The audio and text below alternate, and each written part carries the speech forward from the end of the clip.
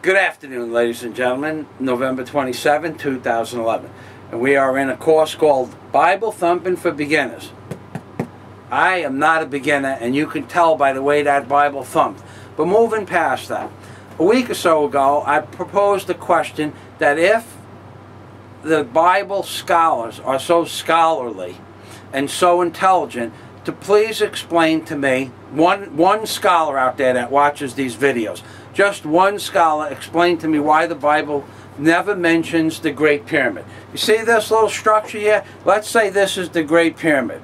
And this structure has been on Earth.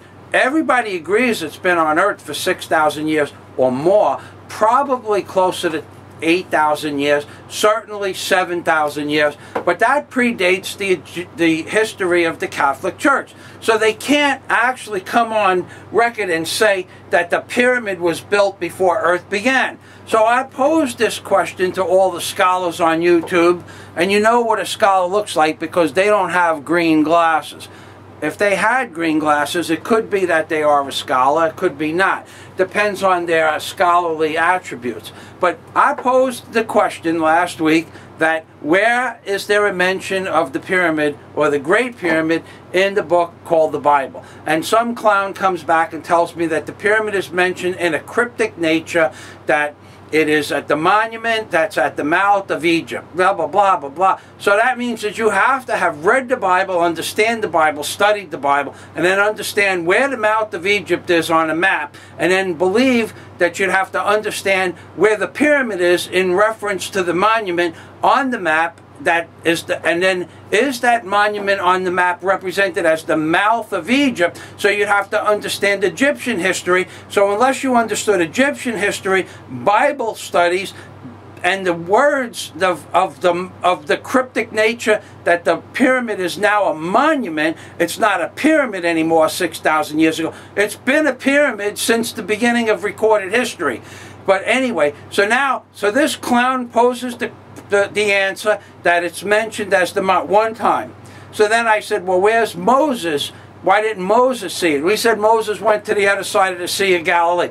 Okay, that was for 40 years. 40 years out of 6,000 years, Moses was wandering around for a long time. I forget, 130 years or 900 years. They used to live a long time. We don't live a long time anymore because they put chemicals in the water to kill us. But back then, there wasn't any chemicals, and God gave them, you know, He gave them the juice to live longer. But anyway, moving on, He told me that Moses was on the other side of the Sea of Galilee. But before he was on the other side of the Sea of Galilee, what happened to all the other people that were on the other side of the Sea of Galilee while the Bible was still being written? Why didn't they so he didn't have an answer for that. So some other clown on YouTube chimes in, why didn't they mention the Great Wall of China in the Bible? What the hell? The Great Wall of China. Is the Great Wall of China on the $1 bill?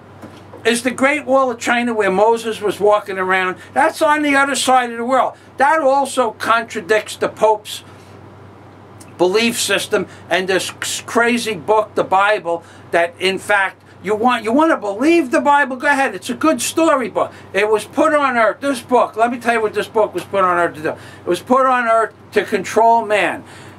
The government and the Catholic Church and the churches have a symbiotic relationship. The church doesn't tell the government or its people to stop making war, and the government doesn't charge the church money. That's where the symbiotic relationship starts and stops. The church doesn't get charged taxes, and the church doesn't break the government's chops about killing people. That's why the Bible exists, because it's a storybook to keep everybody in line. Whoever the government can't keep in line, then God keeps in line. And is there a God? I believe there's a God. I believe I've spoken with God on not one but two occasions because I've been dead twice. So, do I believe there's a God? Of course I believe there's a God. Can I make you believe it? Absolutely not. But these sissies in dresses, the AKA, the Roman Catholic Church, the Jewish philosophy, the Protestant philosophies, they don't have anything to do with God, folks. They only have to do with collection plates.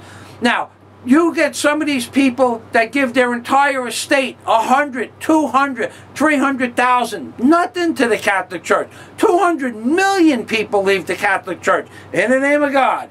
I can't get people to buy my book for $12.25. And my book has more truth in it than the Bible ever will when it comes to the rationality of the races of beings that have been on this planet for upwards of 10,000 years, controlling this planet via this codices that exists in the Bible between man and the remnant society that you never understand anything about, because it's all being hidden behind closed doors at the Vatican and all the other religious institutions of the world.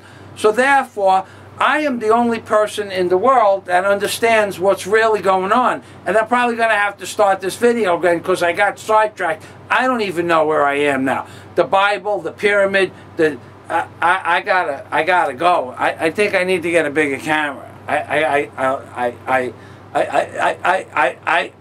That's how the Bible gets you. Gets you so confused that you don't know where you are in time or space. If anything, I gotta go. I need to get a bigger camera.